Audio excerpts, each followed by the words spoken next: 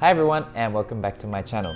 So in today's video, I'm going to be showing you guys 5 of my favorite manga and telling you why I like them and why I recommend them. So to give you a little bit of backstory, I've been reading manga for around, 13 years old. I'm 27 years old.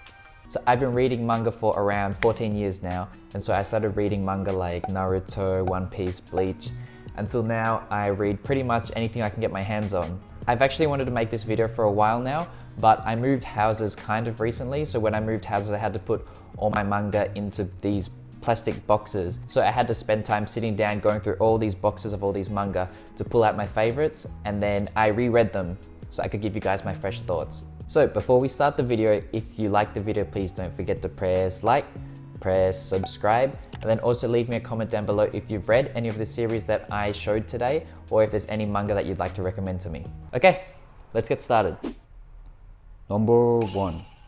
The first manga I'm going to recommend is this manga right here, and it's called, oops, out of frame, this manga right here, and it's called Vagabond. And I'm sorry about some of the reflection on the manga. It's covered in plastic, so it's reflecting some of the light next to me. So, what is Vagabond all about? Vagabond is a period manga and it's all about samurai. So Vagabond is by Takehiko Inoue, and he is the mangaka who also did Slam Dunk. The main character of Vagabond is Musashi Miyamoto, and he is a very famous samurai. He actually existed in real life.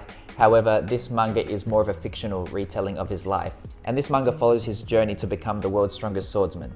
So, why do I like this manga? Well, first of all, it's definitely one of the most beautifully drawn manga that I've ever read. Another thing that I really love about this manga is all the action. If you're a fan of sword fights, gory sword fights, or just any type of fights involving weapons in general, then I highly recommend reading Vagabond. So at times it can be pretty gory, but I wouldn't say the gore is over the top. It's quite realistic because most people are fighting with swords. So there's a lot of people losing digits, a lot of people losing limbs, possibly losing heads. Oops.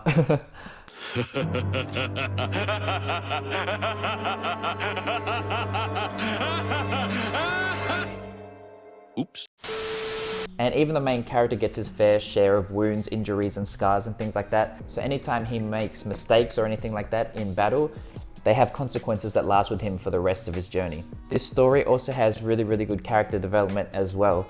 So at the beginning of the story, the main character is really stubborn and hot-headed, and then as the story goes on, as well as being a journey about strength, it also becomes more philosophical because he starts to explore themes of inner peace and the meaning of life as well. So if you're looking for a samurai manga that has really good artwork, a really good story, and really good fight scenes, I highly recommend Vagabond. Number 2. The next manga is Yotsubato. So Yotsubato is by Azuma Kiyohiko, and this is the same mangaka who did Azumanga Daioh, which is a 4-panel comedy manga. But I dare say that Yotsubato is even funnier than Azumanga Daioh. So Yotsubato follows our main character Yotsuba, who is this 5-year-old green-haired girl here. And she's extremely energetic and curious about the world around her, and you pretty much just follow her throughout her daily life. So this is a slice of life manga, so most chapters are nice little self-contained stories. However, some stories might span over 2 or 3 chapters. So for example, some chapters she might just be spending time at home with her dad and bothering him while he's working. Another chapter she might be spending time with the neighbors next door, another chapter she goes camping, and another chapter she goes to buy her first teddy bear.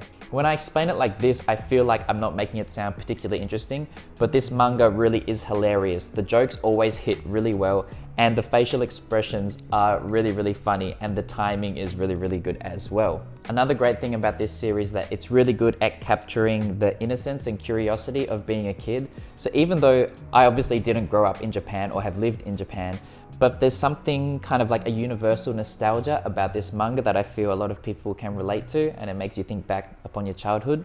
So if you're looking for a funny, heartwarming manga that'll put a smile on your face, I highly recommend Yotsubato.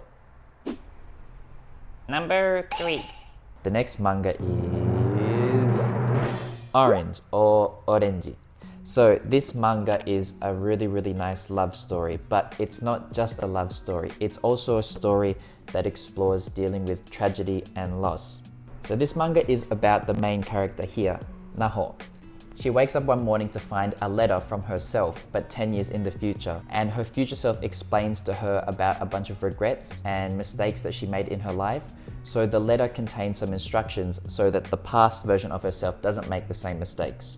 I can't really go into more detail without giving away spoilers, so I'll just stop the description there. So for those of you, just in case you didn't know, I'm a huge fan of love stories. I love shoujo manga or anything with a good love story, I'm in. So like I said before, it explores themes of loss and tragedy, but as well as it being a love story between two characters, it's also the story of friendship between these three and these three. So it's a group of 6 friends. And I feel that it strikes a really good balance between telling a love story and also telling a story of friendship, because when you deal with tragedy and loss, it doesn't just affect the person that's closest to you, it also affects those around you as well. Also, I think the plot of Orange is also quite unique because you're dealing with 2 sets of characters. You have the characters from the present and then the characters from the future, and it shows a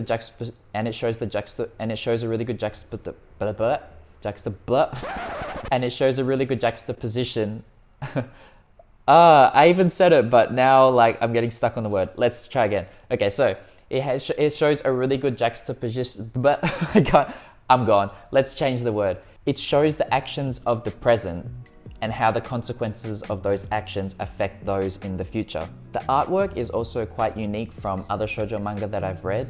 So if you're looking for a really good romance manga that might make you shed a tear or two, then I highly recommend Orange. Also, the manga is only 5 volumes long. It has a 6th volume, but that's optional reading, only if you want to, but the main story is contained in 5 volumes. So it's a really nice, well-paced, and relatively short story.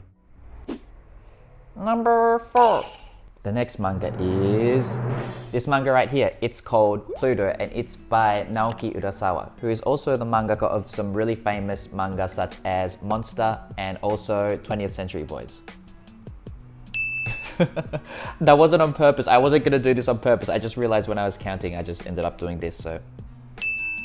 Anyway, so Pluto is a sci-fi mystery crime thriller. Our main character, Gejihito. And that is how you say his name in Japanese, because I don't know how to pronounce his name in English because it's in German, but it's the word that means face.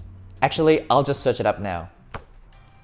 Gesicht, Gesicht, Gesicht, Gesicht, Gesicht. Gesicht. Gesicht. Okay, so this follows Detective Gesicht, and he is a robot detective, and he's hunting down a serial killer who's trying to kill the world's strongest robots. And the serial killer's only calling card is leaving things lodged in the head of its victims resembling horns.